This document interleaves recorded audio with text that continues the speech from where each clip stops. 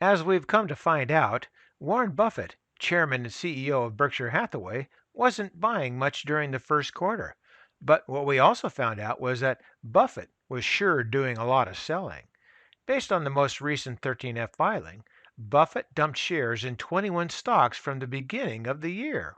Some see the selling as merely trimming Berkshire's positions, given the height of the market early this year. Reducing risk and raising cash are prudent moves. However, in a few cases, Buffett sold a majority or the entirety of Berkshire's positions in some of its biggest and best known holdings. When Buffett sells, which is not all that often, it can cause investors to rethink their own investments. The fact that Buffett was fearful rather than greedy as the market plunged in the first quarter highlights how challenging it is to make investment decisions these days. However, to me, the most interesting move Buffett made was his only purchase. Buffett made just one buy in the quarter, adding a modest amount to a well known regional bank. So, let's take a look.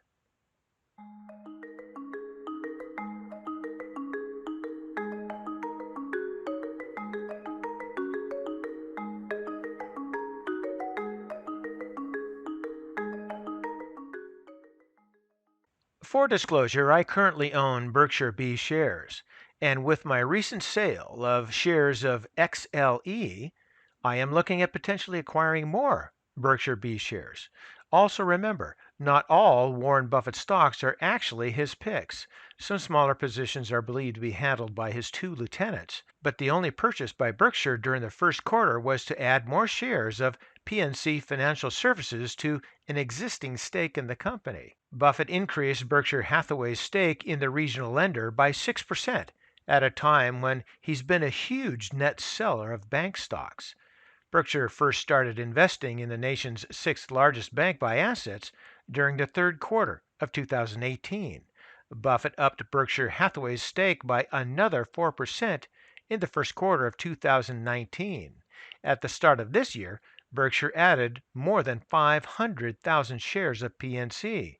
Berkshire is now PNC's seventh largest investor with about 2.2% of the bank's outstanding shares. It's also notable that recently PNC completed the sale of its ownership stake in BlackRock Inc. PNC sold over 31 million shares of BlackRock at a price of about $420 per share, or for over $14 billion. PNC is now in a much better position to defend itself in the current environment, or perhaps even make a timely acquisition. Only time will tell. So now, let's take a look at our charts for PNC Financial. And now we're looking at a 20-year monthly chart on PNC Financial Services, and the symbol is PNC. The recent close on Thursday is 103.19 at that level there. But going back to early 2009 from there, and even including the recent downtrend to here, the general uptrend from 2009 has not been too bad, but we're a little bit higher than that. And I actually think that we're going to be going even higher.